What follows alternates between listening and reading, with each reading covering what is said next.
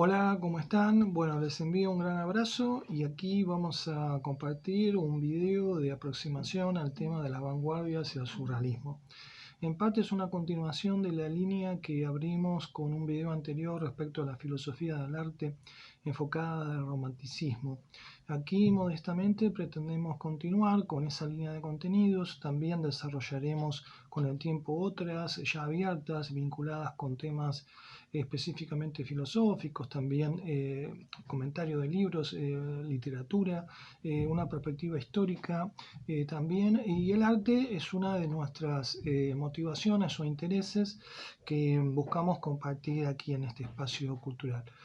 Por lo tanto, nos acercaremos primero a una visión general de las vanguardias y algunas de ellas, pero solo como parte de la introducción al concepto de vanguardias y después al surrealismo como un ejemplo particular solo en una primera aproximación, más a sus principales aspectos de su filosofía del arte, más que a un análisis que no nos proponemos aquí de cada uno de los artistas representativos del surrealismo.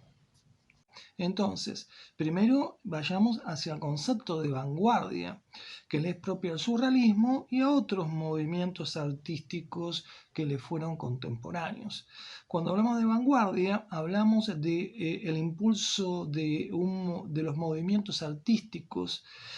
a comienzos del siglo XX, que se sitúan en una postura de confrontación, de beligerancia, de impugnación del arte oficial, el arte académico instituido.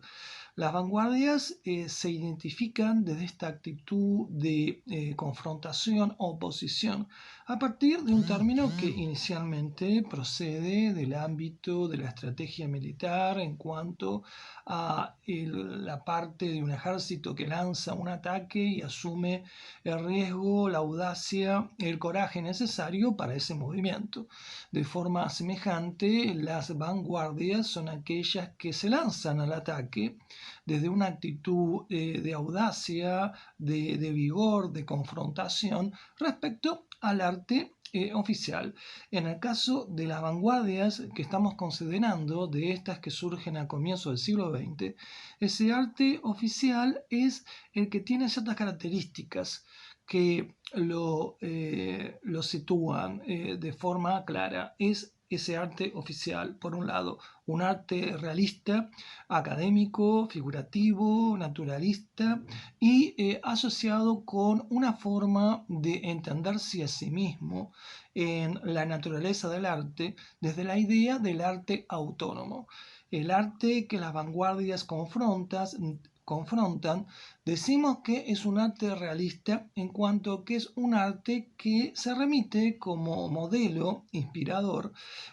a un escenario literario, histórico, a un escenario urbano, a los retratos. El arte realista es aquel que a partir de un acto mimético de imitación se refiere a un modelo que imita para la composición de la propia imagen artística. El realismo pictórico del siglo XIX, bajo la mirada crítica del espíritu de confrontación de las vanguardias, es parte de un movimiento cultural mayor, porque en el siglo XIX nos encontramos también con un realismo literario, con varios aspectos, desde las novelas de Tolstoy o Stendhal hasta el naturalismo como una variante exacerbada de realismo en la versión, por ejemplo, de Emilio Solá. Por lo tanto, el realismo como el arte que imita, se acoge a una duplicación de un modelo dado, supone cierta postura de pasividad receptiva por parte del artista en este modelo, que ya el romanticismo, como lo destacamos en el video anterior, cuestionaba. Por lo tanto, el arte realista es el impugnado por las vanguardias y decíamos que ese arte también es un arte académico Esto porque es un tipo de arte que es enseñado en las academias, las escuelas de bellas artes, es parte de un arte institucionalizado a partir de ciertos procesos de aprendizaje y a partir de ciertos códigos para determinar o evaluar lo que es una obra artística relevante, aceptada desde los cánones oficiales culturales de su tiempo. Por lo tanto, este arte realista académico es también un arte figurativo, en tanto que se remite a formas y figuras del mundo conocido que duplica, se refiere por lo tanto a formas dadas, y este arte realista institucional, figurativo, naturalista, decíamos también que es un arte que se caracteriza por un modo de autopercibirse desde una esfera de autonomía que es además propia de la cultura moderna. Ya Kant había propuesto que la modernidad puede ser entendida a través de un proceso que se cimienta en tres esferas de autonomía como constituyente de la modernidad: una autonomía moral vinculada con la determinación de una posible ley moral de alcance universal, una esfera autónoma inherente al conocimiento desde el ámbito de la ciencia o de la filosofía, y una tercera esfera que hace a una modernidad cultural en su perfil estético, que es el arte que se concibe como autónomo, en tanto que el arte solo se debe a sí mismo. En una traducción, este concepto de autonomía del arte se lo puede expresar a partir de la doctrina del arte por el arte, desarrollada por un crítico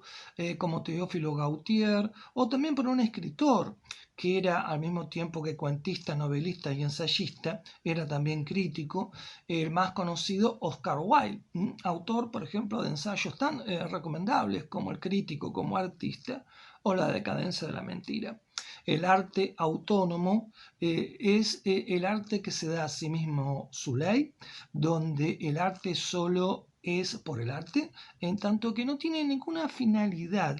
que le sea en principio ajena. Es decir, para el concepto del arte realista, autónomo, que también es el arte oficial burgués del siglo XIX, cuestionado por el espíritu de confrontación de las vanguardias, para esa idea del arte autónomo, el arte no tiene ningún fin o meta moral. Por lo tanto, el arte no es un proceso creativo que deba arrogarse una responsabilidad moral,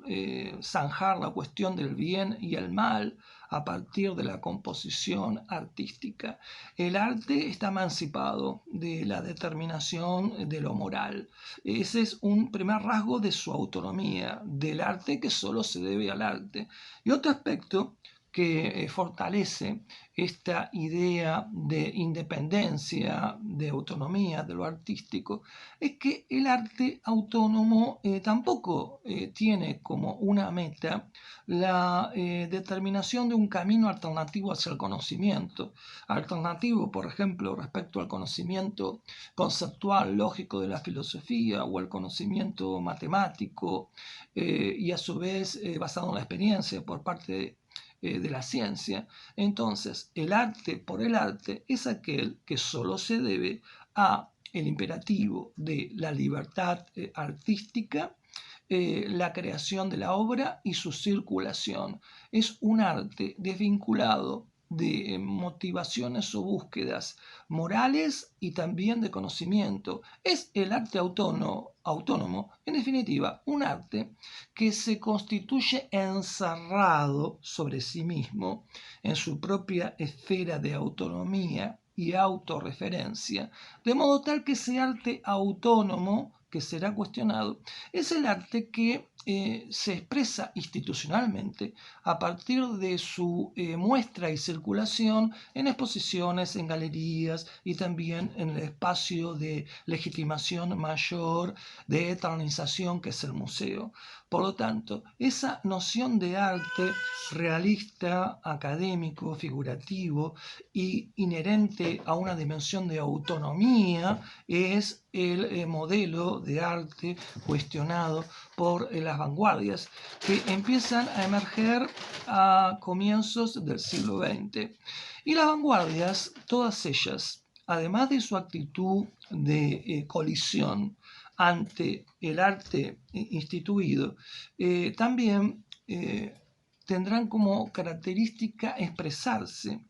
a través de un vehículo discursivo para anunciar, difundir sus ideas, que son los manifiestos. Es decir, la vanguardia artística no es comprensible ni desde su actitud primaria, básica, de ruptura, de oposición respecto al arte oficial dado, ni tampoco las vanguardias son entendibles sin comprenderlas a partir de la enunciación y fundamentación por las ideas de sus nuevos caminos artísticos. Los manifiestos son el modo por el cual las vanguardias proclaman su espíritu de confrontación, pero también una propuesta alternativa para entender al arte y también para pregonar una interacción entre el arte, la vida y la sociedad. Y esto es una primera forma de aproximarnos conceptualmente a las vanguardias, pero tenemos que situarlas con precisión en un ámbito histórico.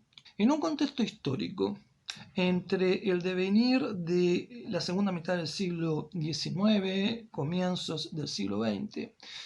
nos encontramos por un lado con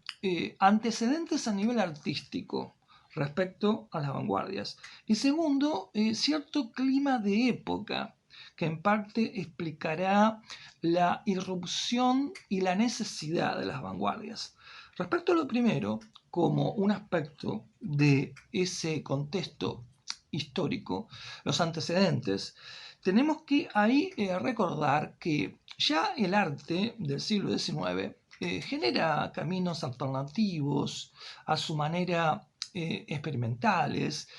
con cierta vocación de ruptura. Bueno, de hecho ya el romanticismo a fines del siglo XVIII había comenzado con esta actitud, pero en la segunda mitad del siglo XIX, recuerden que por un lado se encuentra el impresionismo,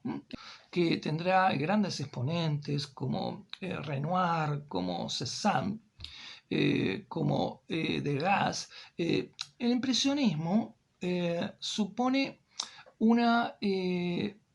avance del lugar del sujeto, del subjetivismo, el valor de la mirada del sujeto como forma de construcción del acto artístico, porque en el impresionismo no importa la realidad exterior que se le da al ojo, sigue siendo un arte que se remite a una imitación de un modelo dado, como acontece en la filosofía del acto creador del realismo pictórico. Pero la novedad que trae el impresionismo es que el impresionista no intenta pintar formas que sean fieles a lo que el ojo ve, sino que el pintor impresionista busca ser fiel a su impresión subjetiva respecto al impacto que provoca en él el flujo de la luz a través de las formas y de los colores. Y este proceso tiene como ejemplo a Monet y su famosa serie de los nenúfares, en la cual atiende al cambio de la luz proyectada sobre las cosas, sobre los nenúfares en distintos momentos del día, de modo que la impresión del entorno respecto al ojo impresionista adquiere una importancia esencial en este movimiento impresionista que de hecho fue iniciado por Monet a partir de una icónica pintura, Impresión del Sol Naciente del año 1872, que fue expuesto en un salón independiente parisino. El impresionismo, en su darle valor a la mirada del sujeto y no solo a la duplicación o imitación realista del entorno, continúa una senda que ya había sido iniciada en realidad por el romanticismo. es el que propone que el arte no surge como mimesis, imitación de lo exterior, sino que surge como una necesidad expresiva de fuerzas creativas interiores del sujeto. Por lo tanto, el valor del sujeto como matriz del acto creador, ya con el romanticismo adquiere un lugar claro, pero con el impresionismo irá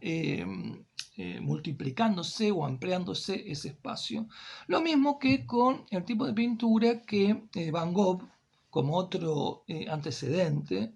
que conducirá a las vanguardias que estamos considerando, podemos destacar. Porque recuerden que Van Gogh lo que lo animaba era ese deseo de romper las formas como envoltorio de las cosas para que se liberara una energía íntima, interior, que le es inherente a las cosas. Así, en su serie de los girasoles de Van Gogh no son una imagen que trate de acomodarse lo más convincentemente posible al girasol tal como es visto, sino que es el girasol tal como es percibido en la subjetividad del propio Van Gogh. Por lo tanto, los girasoles de Van Gogh parecen como dotados de una fuerza, de una energía propia que los desborda, que busca salir afuera, generando ese aura de incandescencia que es propio de la presencia de los girasoles. Y ese proceso por el cual el artista, desde su subjetividad, en el caso de Van Gogh, percibe una fuerza interior que debe expresarse y salir afuera, algo que de alguna manera el romanticismo, insistimos, ya empezaba a proponer, es algo que también se expresa en la pintura, una de las pinturas máximas de Van Gogh, La estrella del MoMA, que es La noche estrellada. Por lo tanto, impresionismo, lo que podemos llamar el protoexpresionismo de Van Gogh, son parte de esos antecedentes artísticos del contexto histórico en ese momento de transición desde el siglo XIX hacia el siglo XX. Y en cuanto a la segunda arista, el segundo costado de ese contexto histórico en el cual las vanguardias emergen, ahí hablábamos de un clima de época en la cual las vanguardias germinan y se manifiestan. Esa atmósfera epocal se caracterizaba por un lado por ese clima de cierta dicha burguesa de la Belle Époque a comienzos del siglo XX, donde empezaba a expandirse el posible anhelo de un progreso constante mediante la paz, mediante la resolución de amenazas de guerra por la razón y el diálogo, a partir de que existía ya un periodo prolongado de paz, porque el último conflicto bélico importante en la segunda mitad del siglo XIX había sido la guerra franco-prusiana en 1870. Entonces, como parte de esa atmósfera cultural, por un lado está esa perspectiva de un posible camino de progreso constante fundado en el desarrollo económico y la paz. Y por otro lado, dentro de esa atmósfera epocal también tiene su lugar destacado esa imagen de mundo filosófica en cuanto al conocimiento relevante de la época, que es la filosofía positivista, que ya con Augusto Comte, creador de la sociología como una física social en 1824, había empezado a emerger claramente en el horizonte del pensamiento del siglo XIX. El positivismo significaba una radicalización de una mirada empirista de voluntad objetiva en cuanto que solo es conocimiento, aquello que pueda ser verificado a través de la red de los hechos que se le presentan al sujeto de conocimiento. Pero el positivismo fue percibido por muchos poetas, artistas, pensadores de la segunda mitad del siglo XIX. El positivismo fue expresado, fue entendido como la manifestación de una mentalidad materialista, como un poner énfasis a procesos que se agotan en lo observable, en lo físico, desentendiéndose de la dimensión invisible de la realidad, que es parte también, se dice o se sugiere, es parte también esencial del fenómeno humano. Lo invisible, lo misterioso, lo que escapa a lo directamente verificable, a esos hechos que el positivismo presenta como base de un conocimiento despojado de los aspectos de lo inverificable, de lo oculto. Entonces, por un lado, ese deseo o esa confianza de progreso se va a derrumbar de forma más o menos sorpresiva con el estallido de la Primera Guerra Mundial, que significó una gran erupción volcánica de sufrimiento y de muerte. Eso va a desplomar los sueños de una modernidad de la paz y el progreso, y va a aumentar la angustia. Y por otro lado, ese positivismo del cual hablamos generó un sentimiento de vacío espiritual, que después se potencia por la angustia generada por el retorno de la guerra como lenguaje primario para resolver las disputas, los conflictos y los intereses imperiales en juego en la Primera Guerra Mundial. Entonces, en ese clima de angustia, de quiebre de sueños, de positivismo, como una visión materialista, la vanguardia, en su búsqueda de la liberación de fuerzas creativas, en su búsqueda de explorar experimentalmente costados o dimensiones invisibles de la realidad, se entiende como una necesidad de un proceso cultural más amplio, que desborda incluso a la propia creación artística. Entonces, en ese escenario, tanto a nivel de un clima de época y con los antecedentes históricos y a los antecedentes artísticos que mencionamos, las vanguardias empiezan a emerger como parte de una constelación a comienzos del siglo XX que busca la crítica del arte recibido, oficial, y también un deseo de recuperación de la vida, de expresión de la misma y de transformación de la cultura, de la sociedad. Y en ese contexto, esa constelación de las vanguardias, aparecen, podríamos decir, a partir de la primera vanguardia que adquiere identidad como tal y presencia, que es el cubismo, a partir de la pintura icónica de Picasso de las señoritas de Aviñón de 1907, donde el cubismo, como una estética todavía figurativa pero no realista, nos presenta una composición del cuerpo, donde el cuerpo no es representado desde un ángulo de observación determinado, sino a partir de presentar simultáneamente distintos ángulos de observación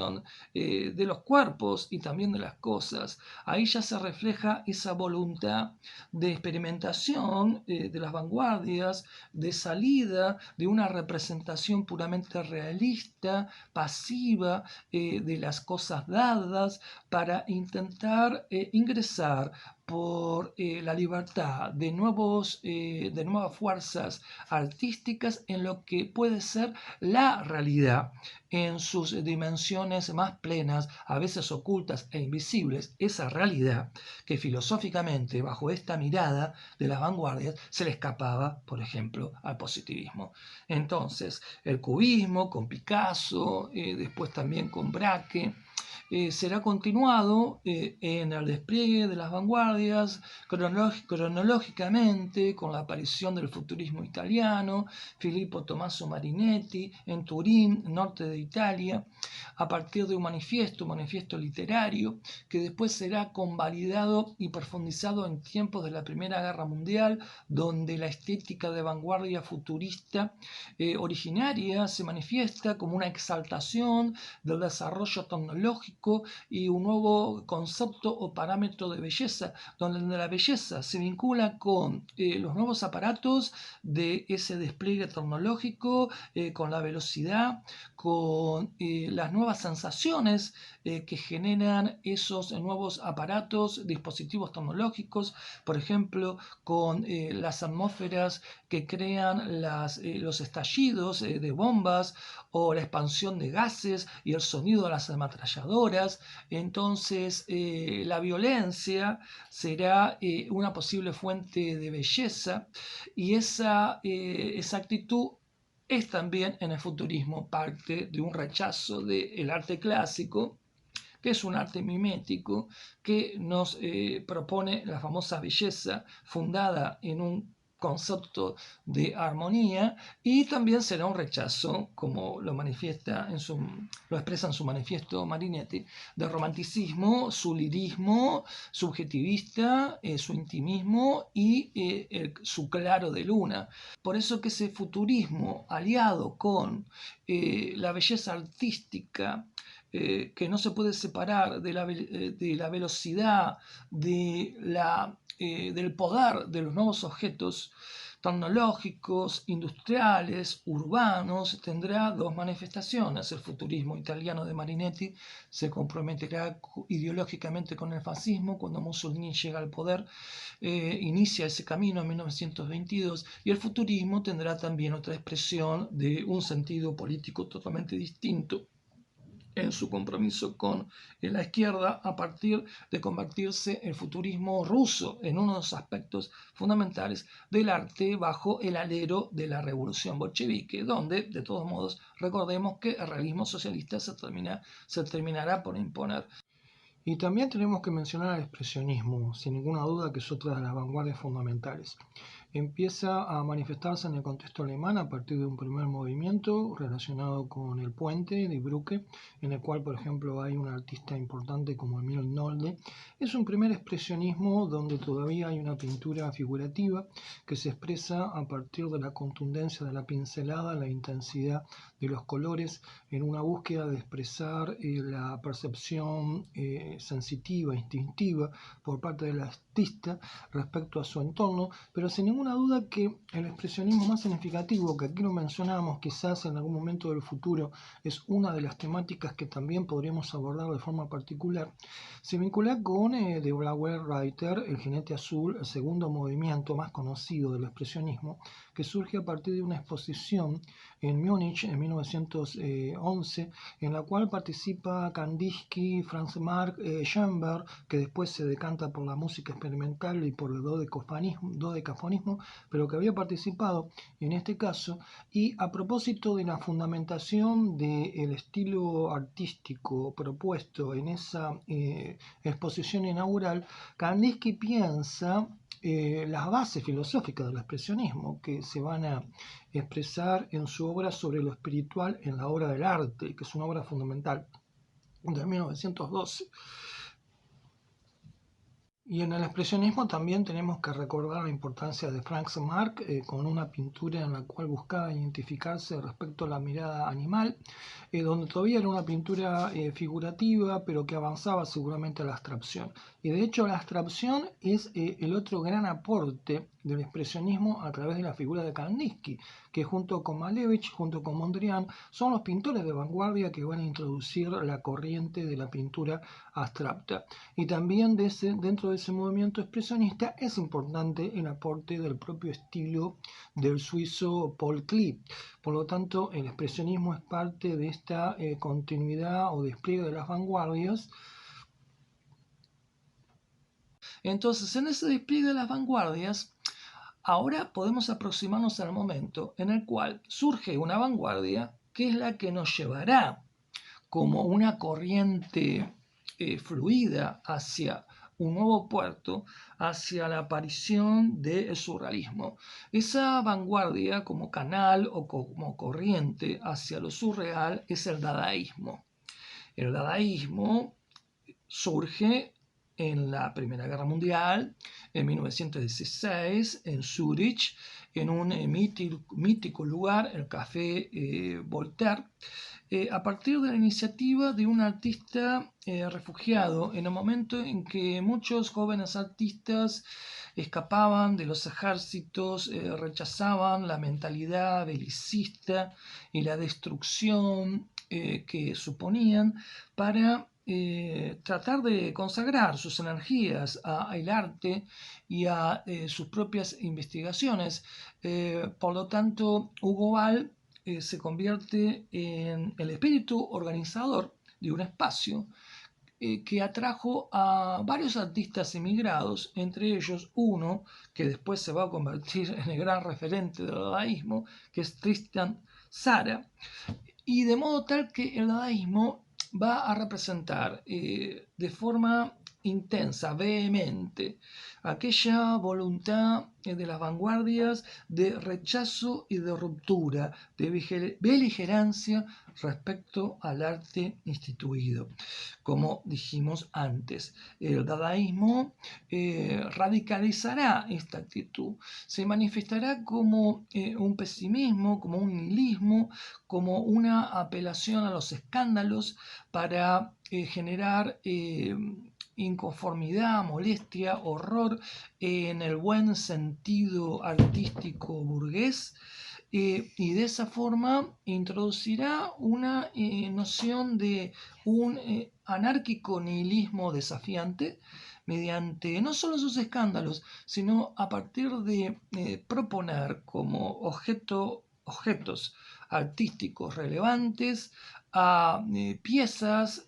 totalmente ajenas al arte de su tiempo. Ahí se encuentra el famoso ejemplo del urinario de Duchamp, propuesto como una obra de arte a ser considerada para su exposición en una muestra en New York. Entonces ahí el dadaísmo con su actitud, con algunas técnicas que también va a impulsar, como el collage que ya venía de Picasso, que después va a derivar en el fotomontaje, el dadaísmo con sus nuevos caminos de creatividad, por ejemplo, a través de la pintura de objetos, es decir, una pintura que no solo se basa ya en la pincelada, sino en la superposición de objetos sobre una superficie. El dadaísmo también, a partir de sus exploraciones sobre la poesía, con nuevas técnicas para la creación poética, los famosos cadáveres exquisitos, cortar distintos recortes con palabras y ponerlos en un sombrero hondo tipo de mago para sacar azarosamente esas palabras y luego pegadas componer un poema que es producto entonces del azar y de la contingencia, son parte de esas técnicas desafiantes que el dadaísmo introduce, pero el dadaísmo tenía una voluntad de confrontación, pero no de proponer una doctrina del arte alternativa que buscara tener la continuidad y la fuerza de un movimiento para ponerse en lugar del arte cuestionado. Eso llevó a que algunos dadaístas de la primera ola se sintieran un poco insatisfechos y buscaran el paso hacia una doctrina que expresara ese nuevo arte vanguardista que busca la ruptura respecto a los patrones realistas y que busca también la expresión de fuerzas creativas inconscientes y que se abre también a la experimentación constante como otro aspecto del arte de vanguardia. En la necesidad de ese salto es donde podemos situar el protagonismo de aquel que ahora ya nos introduce en lo que es el pensamiento o la filosofía del arte surrealista, que es André Breton. Durante la Primera Guerra Mundial, Breton participa, colabora desde sus conocimientos, desde su condición de médico en hospitales colabora o atiende a personas aquejadas por disturbios mentales, provocados también por los efectos de la guerra. En ese momento, André Breton, en el hospital de Nantes, lee con intensidad a Freud. En un momento en que Freud no era un autor canonizado como lo será posteriormente, en buena medida a partir de un ensayo laudatorio de Thomas Mann.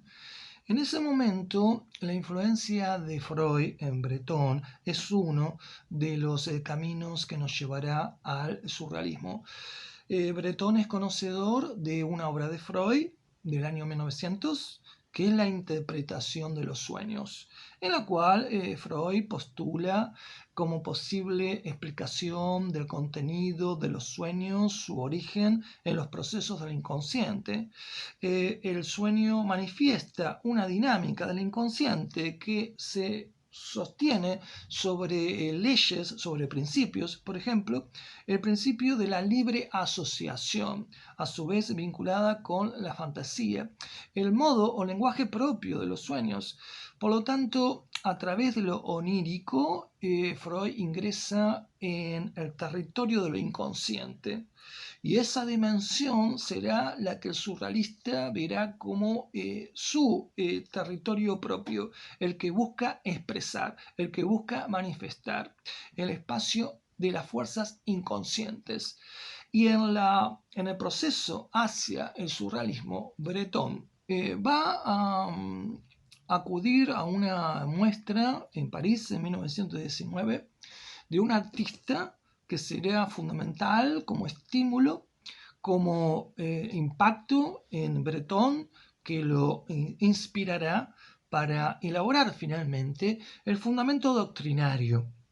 el corazón filosófico del surrealismo, su filosofía de arte, que estará expresada en un primer manifiesto surrealista. Ese pintor que genera ese impacto fecundo en las búsquedas de Breton, que se abre a la poesía desde una cultura muy amplia respecto al arte moderno. Ese artista es Giorgio de Chirico, un pintor de origen griego, pero que se desarrolla en Italia, y que a partir de contemplar la luz del ocaso en las plazas del norte de Italia, manifiesta una experiencia que lo conduce a un estilo de la pintura, de su pintura. Giorgio de Chirico fue bastante longevo, tuvo bastantes estilos, pero el estilo más influyente de Giorgio de Chirico, y que tendrá un poder muy fecundante en la obra o en el pensamiento de Breton, es el estilo de la pintura metafísica. Y esta pintura,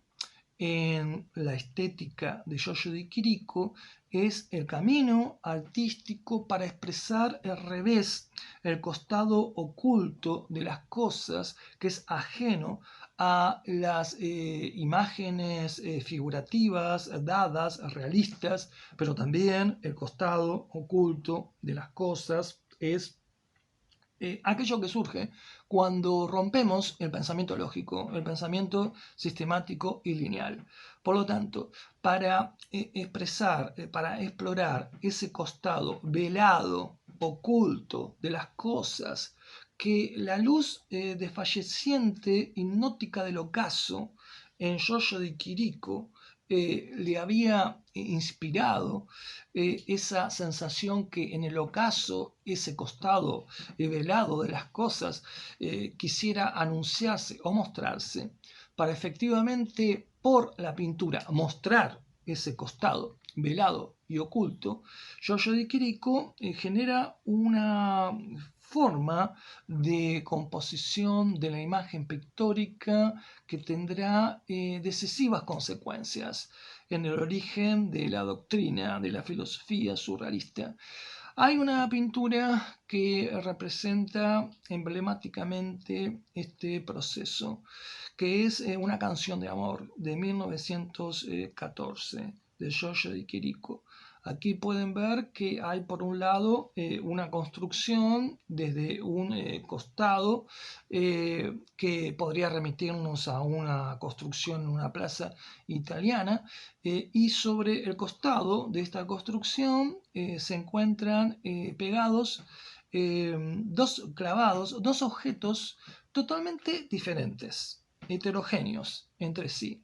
que nunca lo encontraríamos uno al lado del otro en el mundo cotidiano. Nunca estarían cercanos, contiguos. Es por un lado esa cabeza blanca de yeso propia de los talleres de escultura, y por otro lado ese guante naranja que en el mundo utilitario podría servir para protegernos de alguna sustancia contaminante. Esos dos objetos diferentes, heterogéneos, ahora están próximos en el mismo espacio de la pintura. Y esta sensación de heterogeneidad viene a ser fortalecida por la imagen de esa pelota verde al pie tanto de la máscara de yeso blanco como del guante naranja. Por lo tanto, una canción de amor de Giorgio Di Chirico nos propone una imagen que, al unir objetos totalmente diferentes, genera un efecto de transformación de la percepción, como luego lo entenderá Breton. Es decir, un impacto de la imagen que nos sustrae de la realidad habitual, cotidiana, conocida, para proyectarnos a otra forma o nivel de la realidad, ya una realidad transformada o surreal. Es decir, este tipo de combinación que combina los objetos diferentes,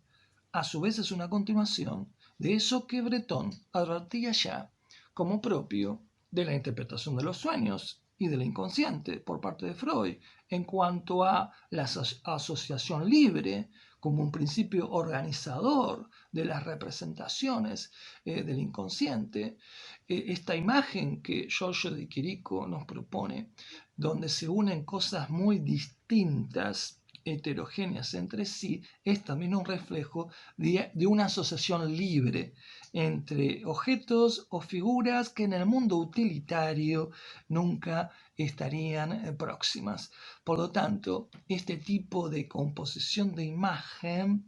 es lo que será una fuerza de iluminación importante en Breton para conducirlo a la escritura del primer manifiesto surrealista, 1924, que será avalado por un conjunto de artistas jóvenes que se sienten identificados con esta estética surrealista, que ahora se manifiesta desde una solidez doctrinaria, ensayística, desde la pluma y el pensamiento de Breton. Esos jóvenes surrealistas iniciales que encuentran una identidad de vanguardia a través de ese primer manifiesto surrealista, se reúnen en un departamento en París, en la Oficina de Investigaciones Surrealistas. Y ahí, además de Breton, estará Éluard, Aragón, Desnos, estará también Giorgio Di Chirico, estará Max Ernst, que había sido también dadaísta en sus comienzos, estará el propio, estará próximo también a ese círculo en su comienzo el propio Antonin Artaud, que después romperá con el surrealismo, o mejor dicho, Breton lo expulsará del surrealismo. Entonces, el surrealismo adquiere una conciencia filosófica de sí mismo en cuanto a su significado, en cuanto a su proyecto, desde una acción de arte de vanguardia en ese primer manifiesto. Y en el surrealismo es fundamental comprender cómo Breton define al surrealismo cuando lo presenta como un automatismo psíquico puro. Cuando, por ejemplo, Breton nos dice, el surrealismo es un automatismo psíquico puro, por cuyo medio se intenta expresar verbalmente, por escrito o de cualquier otro modo, el funcionamiento real del pensamiento. Es un dictado del pensamiento, sin la intervención reguladora de la razón. Con esta definición empezamos a comprender que la energía primaria del surrealismo consiste en encontrar técnicas, puertas abiertas para que las fuerzas inconscientes puedan manifestarse. En la vida cotidiana, el sueño, la vida onírica, es un testimonio de una actividad mental liberadora del inconsciente. Es por eso que luego el surrealismo hablará de la búsqueda de una actitud artística que nos conduzca a vivir soñando con los ojos abiertos, queriendo por lo tanto manifestar que en la experiencia surrealista se busca borrar la separación o la diferencia entre la conciencia, que es la vida diurna, la vida de vigilia, que es la vida de la lógica, que es la vida de la razón, que es la vida del realismo utilitario o pragmático. Todo ese mundo del día en el surrealismo busca ser invadido, transfigurado por la liberación del inconsciente, de modo tal que el inconsciente no agote su manifestación solo en la espontaneidad del sueño y la noche, sino que también en el día esas fuerzas inconscientes puedan manifestarse y ser parte de un proceso de transformación, no solo perceptiva, de una experiencia estética, sino de una posible transformación cultural profunda, una transformación política, social. Eso conducirá luego al surrealismo a buscar puentes de comunicación con la acción política partidaria, transformadora, y de ahí que la cúpula surrealista se afiliará en un comienzo al Partido Comunista Francés, aunque en la década del 30 esa alianza política entre el surrealismo y un camino revolucionario inspirado por los ecos de la Revolución Rusa de octubre de 1917 empezará a disolverse o a ingresar en regiones de crisis, aunque Breton, el pensador fundacional del surrealismo, nunca renunciará del todo a esta alianza entre surrealismo, su experimentalismo, su liberación del inconsciente y la transformación política, y esto se manifestará cuando visite luego a Trotsky en el exilio y ambos compongan o redacten un nuevo manifiesto que anuncia ese encuentro entre el surrealismo, entre las energías artísticas de vanguardia y el anhelo de una transformación social que supere al capitalismo. Entonces, en la constitución de la filosofía del surrealismo es esencial entender el protagonismo de Breton, el primer manifiesto, y un proceso artístico por el cual el inconsciente debe ser liberado. Y cuando el surrealismo es definido como un automatismo psíquico puro, esto alude a el deseo surrealista de que la energía, esas fuerzas inconscientes, puedan manifestarse de forma automática. Automática no en un sentido mecánico, sino un automatismo psíquico en cuanto a que las fuerzas psíquicas inconscientes puedan directamente fluir y manifestarse sin el obstáculo o la mediación o la frontera de lo lógico. Esto se comprende a partir de la famosa técnica que Breton propondrá en ese primer manifiesto, que es la técnica de la escritura automática, en la cual Breton propone a aquel que busque experimentar como un surrealista que se inicia con esta técnica, propone para su realización apartarse de los ruidos, buscar un lugar de tranquilidad, de sosiego, para poder sumergirse en una actitud de tranquilidad introspectiva, de modo tal que también esté acompañado por un papel, por un lápiz, y en esa situación la búsqueda o el deseo surrealista es que la mano, en el acto de la escritura, bajo esas condiciones, ya no escriba desde la conciencia, donde siempre la escritura está mediada por decisiones desde lo gramatical, desde lo lógico, sino que en la escritura automática la pretensión surrealista es que la mano directamente escriba, impulsada por ese automatismo psíquico, por la manifestación directa de las fuerzas inconscientes, de modo que la escritura de la escritura automática sería una radiografía, una expresión de las fuerzas del inconsciente basadas en la libre asociación de imágenes. El resultado de esa escritura a nivel verbal es una escritura que la lógica no puede entender porque está fuera de una escritura ordenada en un sentido gramatical. Pero lo importante es lo que esa escritura automática revela o mostraría la posibilidad de la liberación del inconsciente. Esta búsqueda de expresar, liberar el inconsciente es el centro filosófico de la búsqueda surrealista, donde esto explica que el surrealismo, como vanguardia, asuma en este primer manifiesto también una clara actitud de ruptura y rechazo respecto a todo realismo. De ahí las observaciones de impugnación, de realismo por parte de Breton respecto al realismo del siglo XIX, y también esto explica este deseo de evadir el realismo, la lógica, el orden de la conciencia, lo utilitario y expresar lo inconsciente. También explica que Breton haya buscado antecedentes de legitimación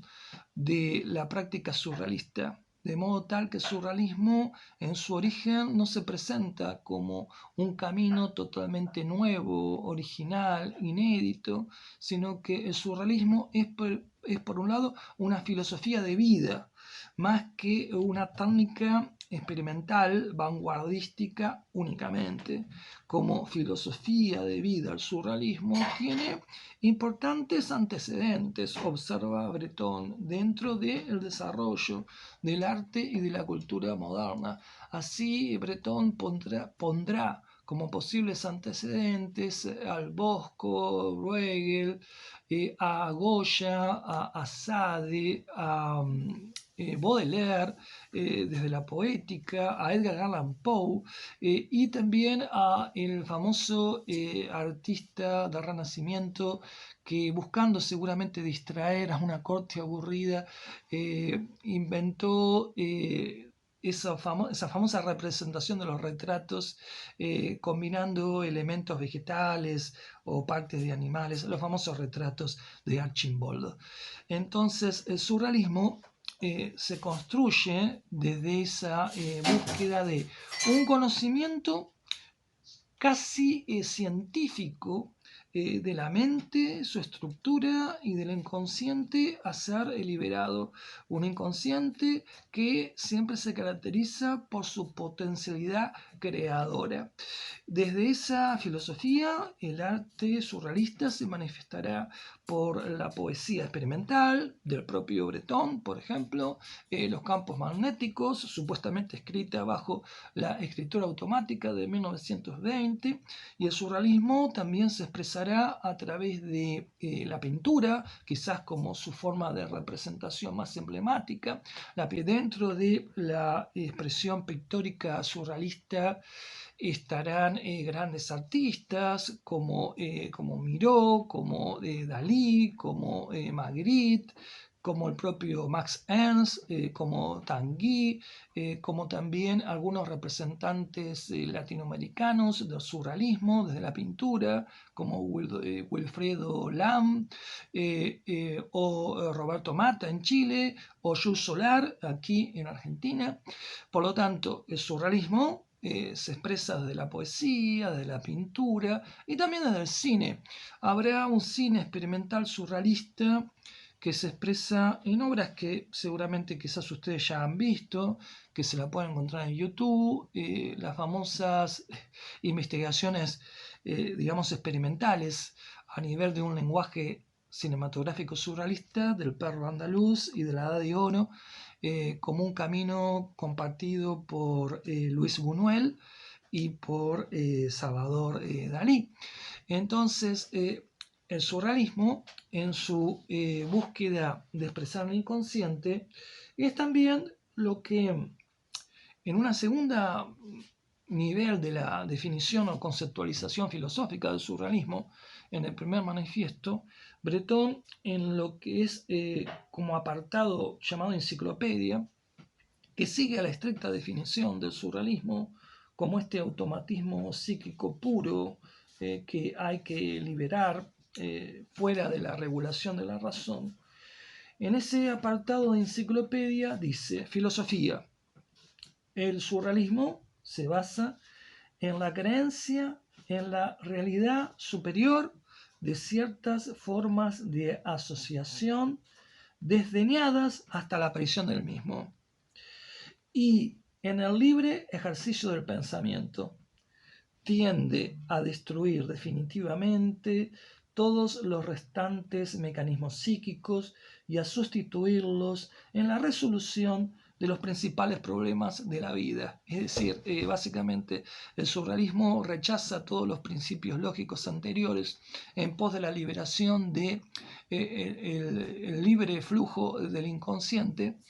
como parte de una nueva forma de exploración y de comprensión de la vida.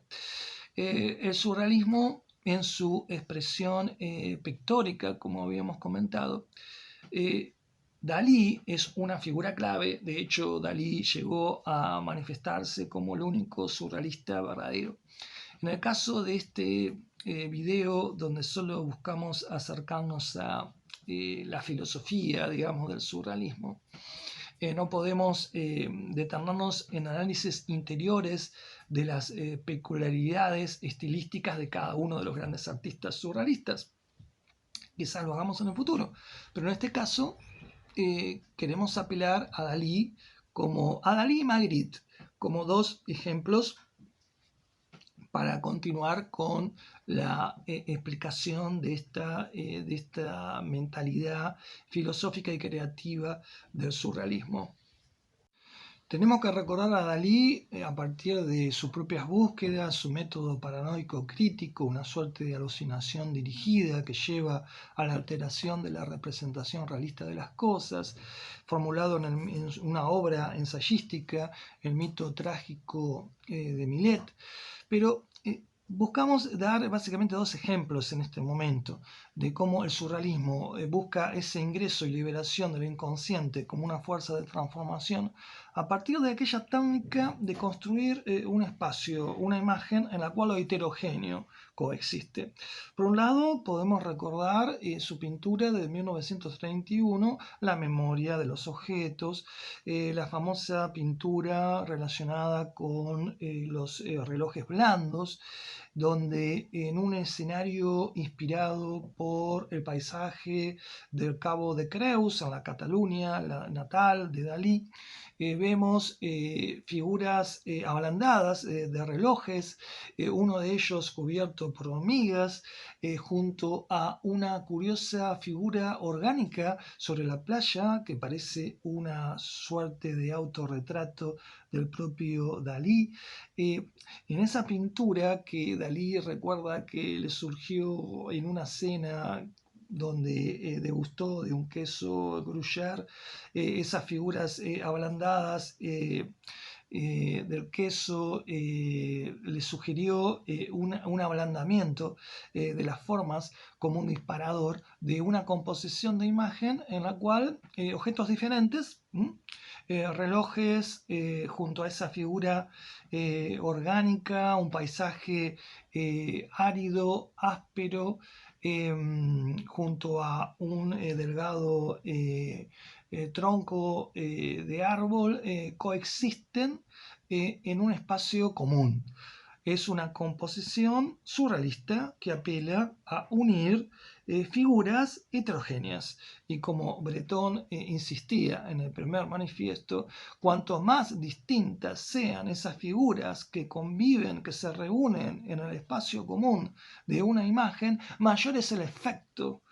surreal de salida del mundo habitual que este tipo de imagen, la imagen de la heterogeneidad, genera en nosotros. Y otro ejemplo en Dalí de este tipo de composición de imagen lo podemos encontrar en otra pintura famosa, Las Tentaciones de San Antonio, de 1946, pintada en New York, en un momento que será un momento de transición en Dalí, porque a partir del impacto que tiene en él las explosiones nucleares de Hiroshima y Nagasaki, luego irá transformando su arte, al menos en el modo de concebirse o presentarse a sí mismo, bajo una nueva etapa que será el arte místico de Dalí, su manifiesto místico de 1951, donde su imagen se construirá siempre uniendo figuras heterogéneas, pero bajo una procedencia que comparten que la imagen comparte tanto desde sugerencias del mundo de la ciencia y de el imaginario católico con el cual Dalí se sentía identificado. En esa pintura de las Tentaciones de San Antonio tenemos otro ejemplo, entonces, de la construcción de la imagen desde lo heterogéneo basado en el principio de la libre asociación como estrategia maestra para el ingreso a las potencialidades del inconsciente. Ahí, por un lado, podemos ver en el ángulo inferior izquierdo a el que motiva la denominación de esta pintura, San Antonio Abad, que fue creador de un movimiento de ermitaños, ascetas, aquellos que renunciaban a los goces de la vida para alejarse de todo y vivir de forma solitaria en el desierto, buscando encontrar el camino interior hacia Dios, desde la oración, la contemplación y el ascetismo, pero aún en esas condiciones, el propio San Antonio tenía algún tipo de tentaciones o algunas imágenes que le volvían a la mente de ciertos placeres que no podía controlar. De ahí surge el motivo, que será un motivo de varias pinturas importantes, que es el motivo de las tentaciones de San Antonio. Y entonces en la versión de Dalí, esta, como ejemplo del surrealismo, se construye mediante la combinación de imágenes o figuras que consideradas en sí mismas no tienen ningún tipo de conexión, porque frente a San Antonio, que muestra su cruz buscando exorcizar esas tentaciones, aparece un caballo, aparece una columna, un obelisco, aparece una mujer en una posición sugerente, erótica, sobre una copa y sobre unos elefantes típicos de Dalí, de esas delgadas patas arácnidas, y también en un paisaje desértico. Entonces, las tentaciones de San Antonio es otro ejemplo típico de esta mentalidad surrealista que une cosas totalmente diferentes, totalmente heterogéneas, buscando provocar un efecto de sorpresa, de extrañeza. Y en la búsqueda surrealista de la liberación de lo inconsciente a través de la apelación a la fantasía, de la libre combinación de imágenes. Otro ejemplo que agregamos es el de René Magritte, el pintor surrealista belga, que entenderá su búsqueda surrealista como un pintar el pensamiento a partir del principio que postula Magritte de la inexistencia de las cosas invisibles, es decir, rechazando toda una vasta tradición metafísica que empieza desde Platón, para dar solo un ejemplo fundacional. Esa metafísica que nos dice que la realidad es, por un lado, lo que se muestra, lo fenoménico, lo visible, y que por otro lado es lo oculto, lo invisible. Esa visión es negada por Magritte. Para Magritte no existe nada invisible o oculto. Lo que llamamos así, invisible y oculto, es una consecuencia de la superposición de los objetos. Y si vemos, por ejemplo, una de sus pinturas, la Gran Guerra, ahí podemos advertir como un ramo de flores oculta el rostro de una mujer, de ese radiante vestido blanco, rodeada por un cielo también radiante, por un paisaje marino. Quizás podemos presumir un rostro agraciado, pero que está invisible y oculto por la superposición del ramo de flores. Entonces, lo invisible es producido por un objeto que impide la visibilidad de otro objeto. El ojo no puede ver lo que directamente hay detrás de aquello que un objeto tapa, pero sí el pensamiento puede entender que si el objeto se convirtiera en transparente, a través de ese objeto que antes nos tapaba, nos ocultaba una imagen, podemos ver aquello que no era invisible en sí mismo, sino que simplemente estaba oculto porque un objeto se le superponía, como en el caso de esta pintura también famosa, La condición humana, en la cual el tema de ese cuadro, ese lienzo sobre un caballete, parece ser como un lienzo transparente que nos muestra lo que efectivamente está detrás del mismo, y que en otras condiciones el lienzo sería un ejemplo más de un objeto que tapa, que obstruye a su superponerse sobre una imagen. Por lo tanto, el lienzo transparente, la transparencia de los objetos, es lo que nos permite comprender que no hay nada oculto, sino que simplemente hay cosas que obstruyen, ocultan a otras. Es un proceso que el pensamiento puede advertir, comprender, y por eso la pintura, que manifiesta este proceso por el cual lo oculto se hace presente, lo oculto por la superposición de los objetos se hace presente, es un proceso de pensamiento, y la pintura de Magritte pretende presentarlo. Por eso la pintura del pensamiento. Cuando el surrealismo busca la liberación de lo inconsciente mediante este principio de libre asociación de las imágenes, el surrealismo representa un esfuerzo filosófico de ampliar el orden de la experiencia,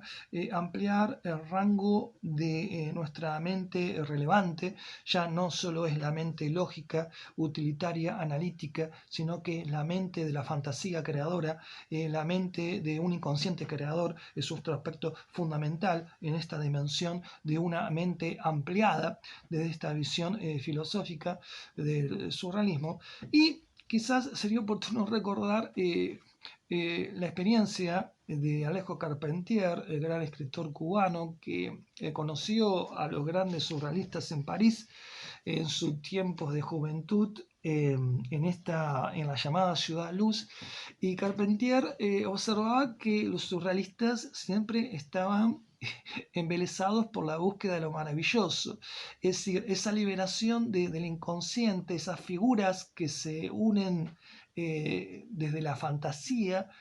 son parte de un deseo de rechazo, son parte de una actitud de rechazo, de agobio, de agotamiento frente a un mundo rutinario, carcelario, asfixiante, y por eso esa búsqueda de lo maravilloso, en lo maravilloso surrealista, que en el orden de la literatura argentina, por ejemplo, un escritor que estuvo embebido de la estética de la filosofía surrealista y que fue un lugar desde el cual diseñó sus actos creadores, o algunos de ellos muy importantes, es Julio Cortázar. Julio Cortázar escribe en la década del 40 un ensayo, La teoría del túnel, donde manifiesta esa adhesión al surrealismo, atribuyéndole varias de las características que hemos venido comentando. Y como otra expresión y continuidad del surrealismo, también tenemos que recordar al ya mencionado Luis Buñuel, a través del Ángel Exterminador de 1962, un importante film de carácter surrealista que filmó en su etapa mexicana. Y esa herencia del surrealismo a través del cine se la puede encontrar también en otro ejemplo muy interesante para que tengan en cuenta, ya por ahí ya lo conocen bien en estas facetas también surrealistas, el cine de David Lynch a partir de Cabeza Borradora, a partir del Terciopelo Azul o de Mulholland Drive. Se trata entonces de un surrealismo que a partir de sus distintos exponentes siempre nos acerca a esta actitud surrealista de presentarnos una combinación de ideas y posibilidades, de imágenes que rompen con lo racional, lo lógico, lo esperable. Y así sentimos que estamos frente a una obra y a un lenguaje de tipo surrealista que también se alimenta a partir del antecedente de lo absurdo de Alfred Jarry, de la llamada situación del teatro absurdo, lo absurdo también como otro matiz que quiebra la continuidad esperable de lo lógico. Y así llegamos al momento final de este intento de aproximación al concepto de vanguardias a partir de algunos ejemplos y el surrealismo como un ejemplo particular, subrayando la insistencia de la filosofía del arte surrealista en cuanto a un camino que busca abrir las potencialidades creativas inconscientes. Y en ese proceso el surrealismo y Breton encuentran una referencia importante, un antecedente a destacar en la poética de Isidoro Ducas, el conde de Lautréamont, el autor de los Cantos de Maldolor, una figura decisiva de la poesía simbolista posromántica de la segunda mitad del siglo XIX, donde Lautréamont define el arte como el encuentro fortuito entre un paraguas, una máquina de coser sobre una mesa de operaciones, lo cual alude a el encuentro de elementos heterogéneos, imágenes distintas, como observamos, desde el cual se intenta esa apertura de las capacidades creativas de la mente profunda por parte del surrealismo. Y en el intento de aproximarse al surrealismo y a las vanguardias desde una primera visión, es muy recomendable una obra que también destacaremos, dejaremos indicada en la descripción de este video, que son Las vanguardias artísticas del siglo XX, de Mario de Micheli, de Editorial Alianza, muy recomendable como una introducción a el contexto histórico,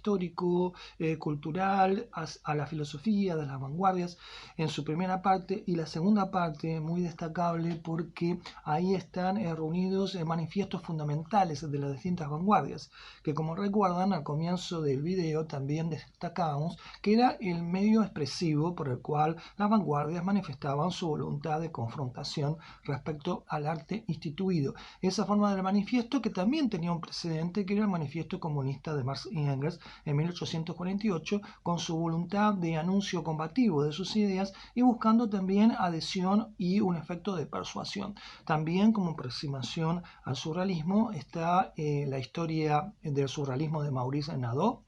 y también los manifiestos surrealistas de Breton, que se lo pueden encontrar en varias ediciones, en la versión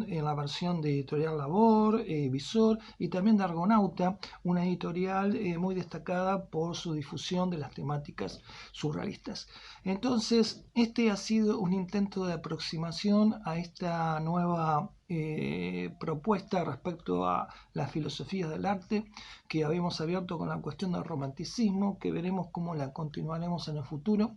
Desde ya les manifiesto mi agradecimiento si han escuchado hasta acá y si son partícipes de esta propuesta de ir abriendo contenidos en este modesto espacio cultural en YouTube que sostenemos desde nuestros límites y nuestros escasos recursos, que es el intento de abrirnos hacia el cruce entre filosofía, literatura, historia, arte, una visión de saberes puestos en relación. Por lo tanto, luego seguiremos más con una línea de alguna filosofía en particular y también el comentario de obras literarias. Entonces, nuevamente agradecido por su escucha, hasta si han llegado hasta este momento, y invitándolos también a recorrer algunos otros de los videos y contenidos que hay en este espacio cultural llamado Linceo. Entonces, les envío un gran abrazo, un gran saludo.